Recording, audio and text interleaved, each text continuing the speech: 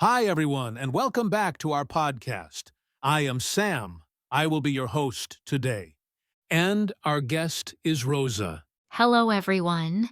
It's great to be back. Roza will help us again with shadowing, but this time with a fantastic story. I hope our listeners will love it.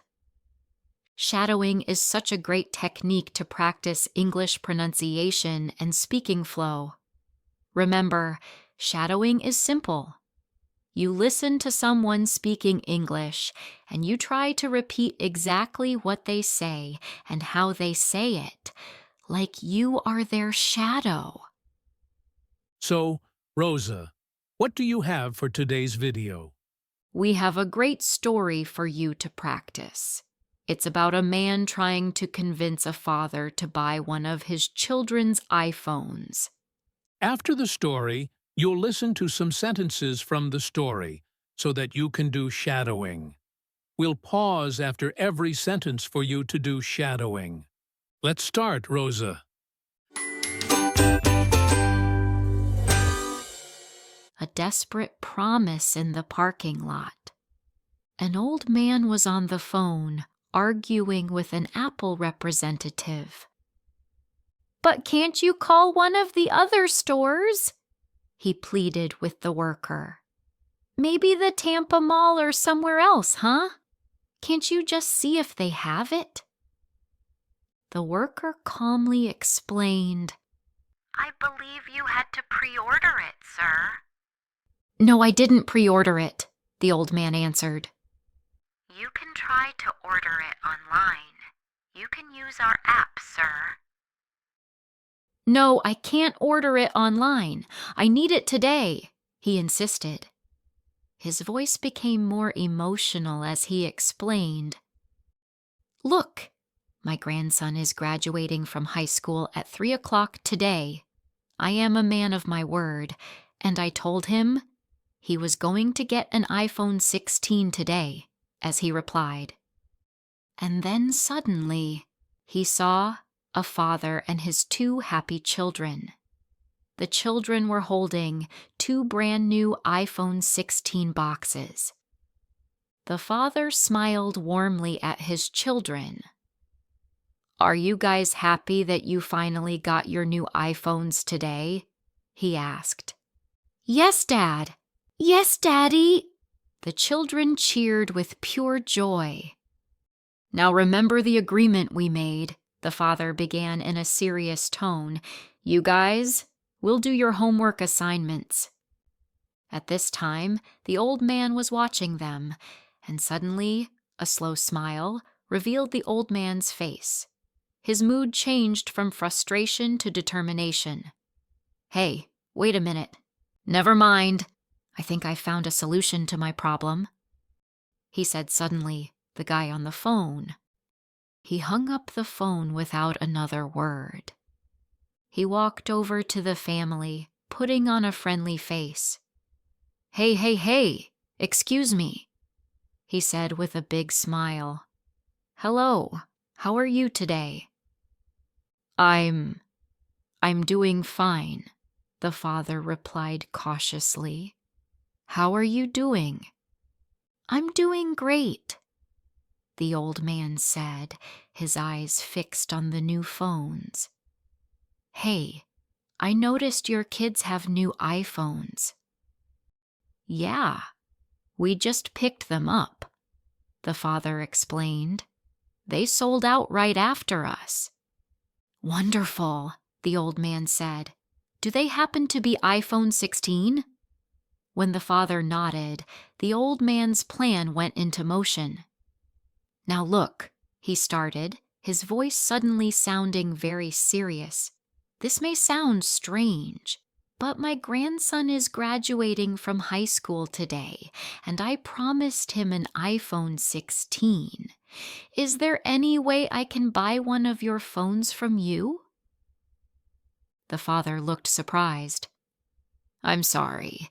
I wish that I could help you," he said sincerely, "but they've been waiting for these phones for a while now, so I can't." Yeah, I understand," the old man said quickly, not giving up. "But I only need to buy one." He then made an offer, his voice rising with hope. "Hey, I will give you $100 more than what you paid for it." "Sorry, but I'm not interested," the father replied firmly. "There's nothing I can do." The old man's face fell. But, can't you just buy your kids an iPhone 15? He asked, almost begging now. I mean, would they really even care? He then turned to the kids and asked in a silly voice, "Hey kids, do you even know the difference between the iPhone 15 and 16? You don't care what kind you have, do you?" One of the little girls looked up at her father with worried eyes. "Daddy," she whispered.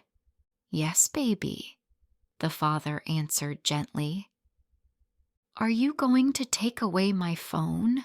she asked, her voice trembling. "No, I'm not going to take your phones away," the father reassured her softly. He then told his children, "Hey, how about this? Why don't you guys hop in the car and wait for me? I'll be there in a little bit, okay?" Once the kids were gone, the old man doubled his offer. "Okay, look, I'll give you $200 more than what you paid for it," he said desperately. But the father shook his head one last time. "I can't," he said firmly. "I promised my kids. Sorry, I need to go." As the father turned to leave, the old man's desperation turned into ugly anger. "You people couldn't keep a promise," he shouted at the father's back. The father stopped and turned around in surprise. "Excuse me?" he asked. "You heard me," the old man replied. "We're done here," the father said coldly and walked to his car. "Hey, look! I am warning you!" the old man yelled as he followed him. "This is your last chance." "And what are you going to do, huh?" the father replied coldly. He tried to ignore the man and got in the car and told his children, "Put your seatbelts on, okay?" Suddenly, as the car began to move forward slowly, the old man threw himself on the ground. "Ah!" he screamed in fake pain. "You hit me and you broke my leg." "No, I didn't. I saw you and I stopped my car before it even touched you," the father yelled back, hitting the brakes. "Well, I'm going to need to call an ambulance," the old man groaned from the pavement. He then tried to blackmail him. "Look, I won't call the ambulance, and I won't sue you, if you just sell me one of your damn iPhones." The father laughed, but it was a laugh of disbelief, not humor. "You are so pathetic. You think I'm going to fall for this crap? Don't you make me call the police?" he said, shaking his head. "Fine, call them," the old man challenged. "This is your last chance. Who do you think they're going to believe? It's going to be my word against yours." He then pulled out his own phone and pretended to be in great pain. "Yeah, 911, he said into the phone. "I want to report an accident. I got hit by a car. I think I broke my leg. Please hurry." "Wow," the father said calmly as the man finished his fake call. "First, you lied to me. Now you're lying to the police. And who do you think they're going to believe?" The old man sneered. "You or me?" "Ha ha ha," the father started laughing loudly. "Let me show you something," he said with a giant grin, something that clearly shows my car did not hit you. And then he pointed to the large screen in his car, which was playing a video from the front camera of the car. The old man stared at the screen, his face turning pale with shock. "Where did you get this?" he whispered.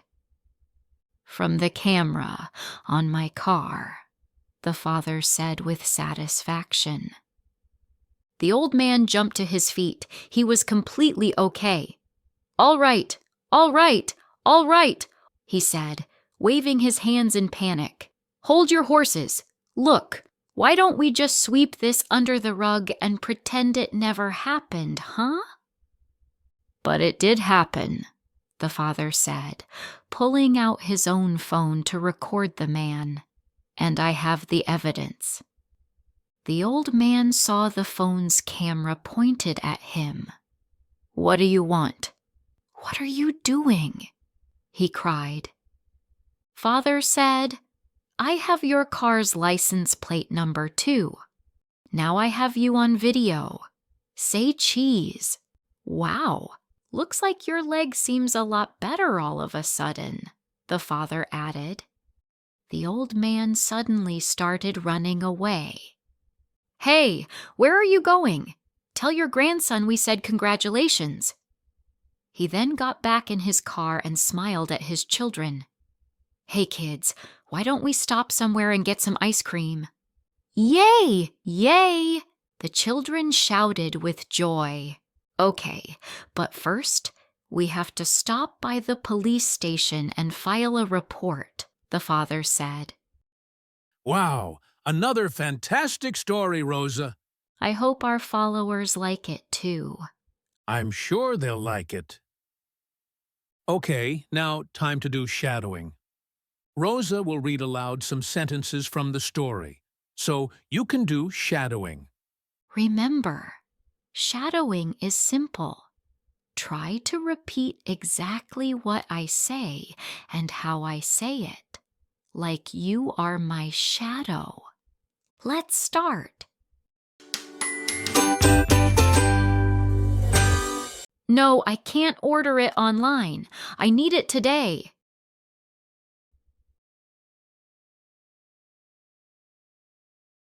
Look, my grandson is graduating from high school at 3 o'clock today.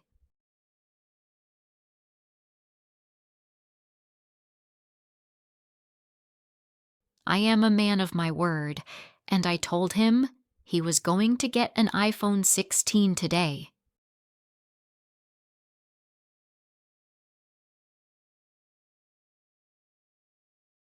Never mind. I think I found a solution to my problem. Excuse me. Hello, how are you today? We just picked them up. They sold out right after us.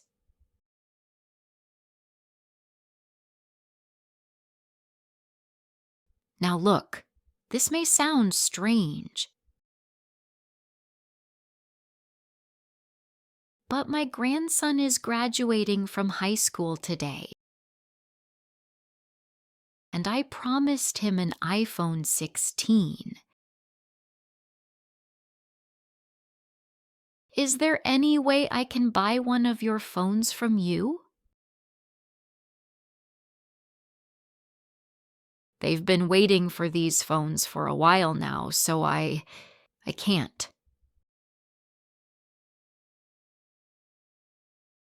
Hey, I will give you $100 more than what you paid for it.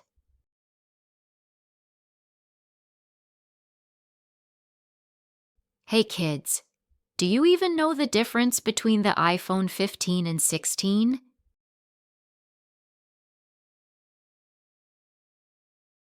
You don't care what kind you have, do you?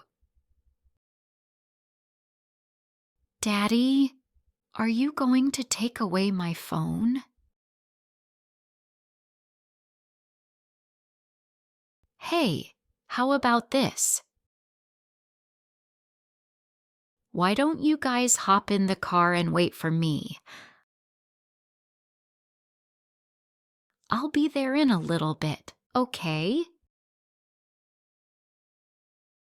Okay, look, I'll give you $200 more than what you paid for it.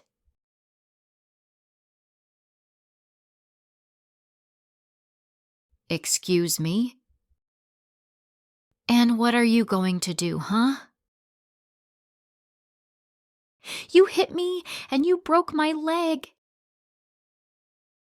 And I stopped my car before it even touched you.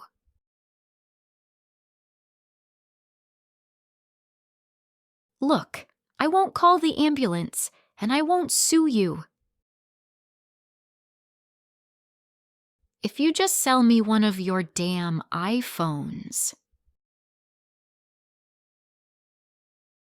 You are so pathetic. You think I'm going to fall for this crap? Fine, call them. This is your last chance. Who do you think they're going to believe? It's going to be my word against yours. First, you lied to me. Now, you're lying to the police. Let me show you something. Something that clearly shows my car did not hit you. From the camera on my car. All right, hold your horses. Look, why don't we just sweep this under the rug and pretend it never happened, huh?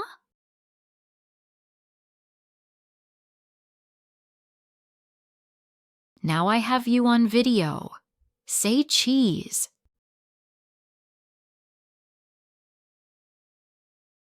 Wow, looks like your leg seems a lot better all of a sudden.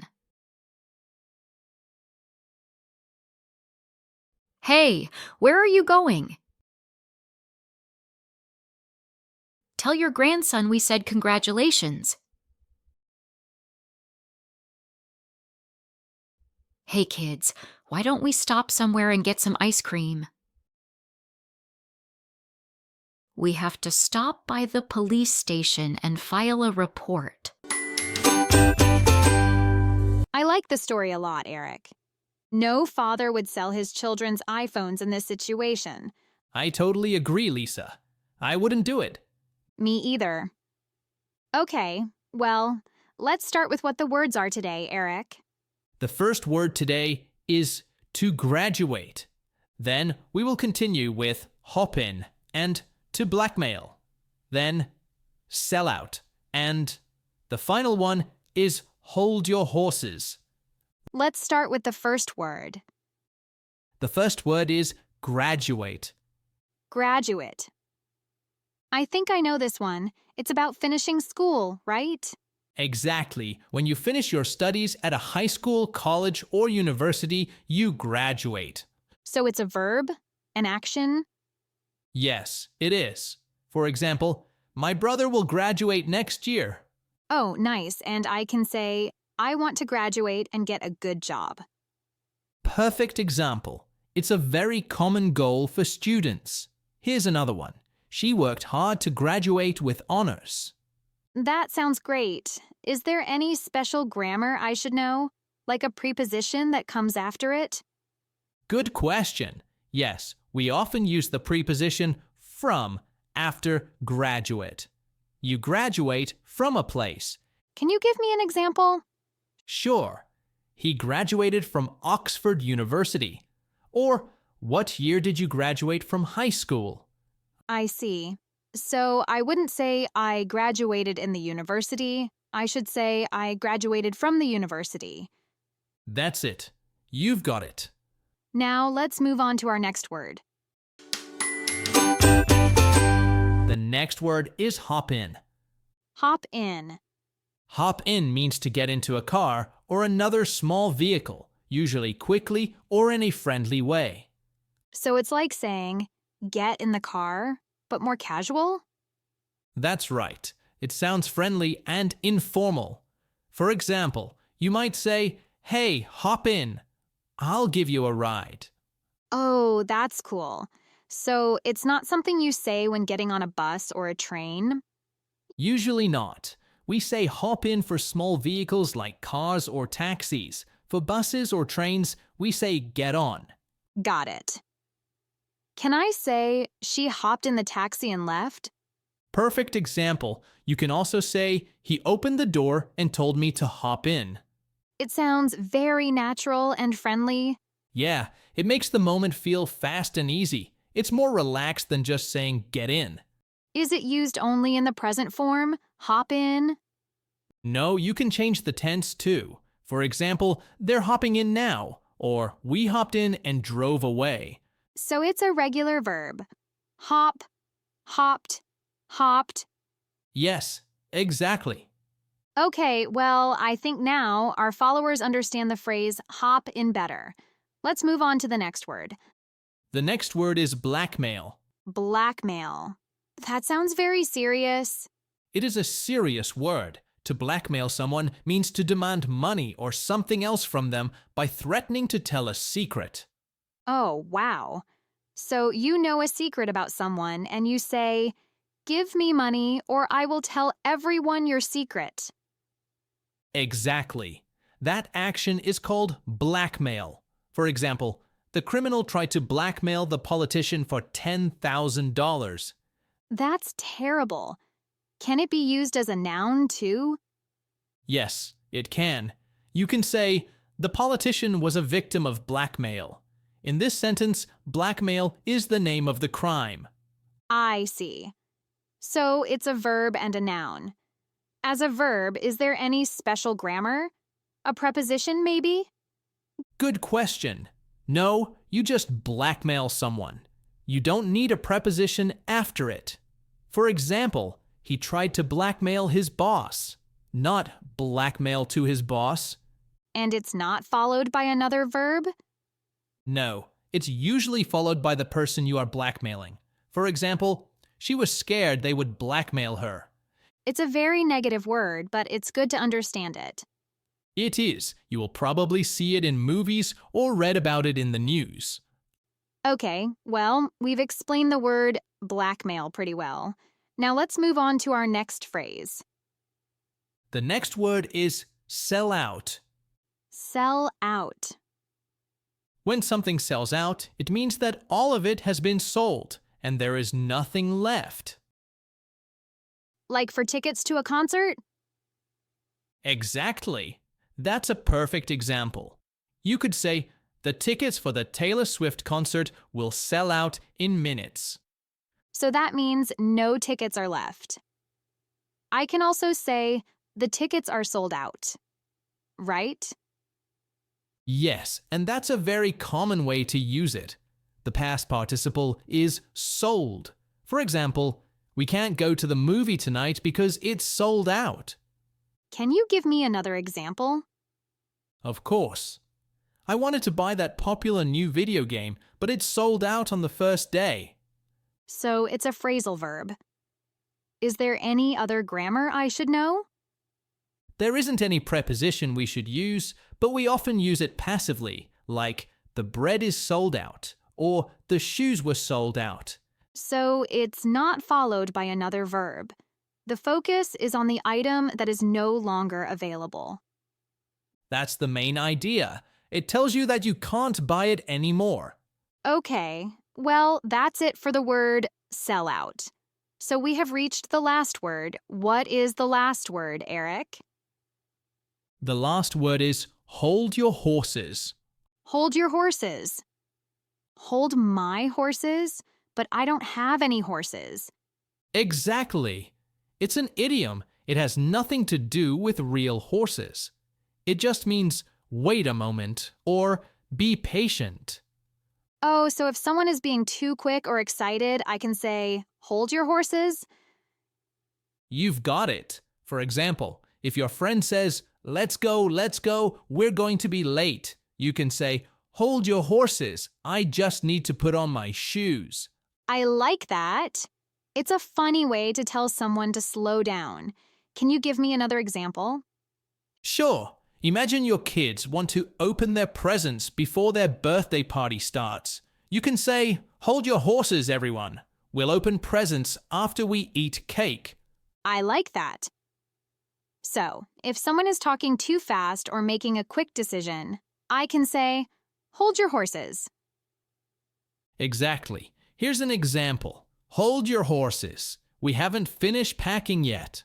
Or, hold your horses, I'm still getting ready. Right? Perfect. It sounds friendly, but also gives a little warning, like, be patient. That's a great example. So, grammatically, is it a command? Yes, you can think of it as a friendly command or a piece of advice. It's a set phrase, so you don't change the words. Okay, got it. Okay, well, that's it for today's episode of Simply Explained English. We hope you found the words helpful and the explanations easy to understand. Thanks for listening. Keep studying your English And stay tuned. Bye for now.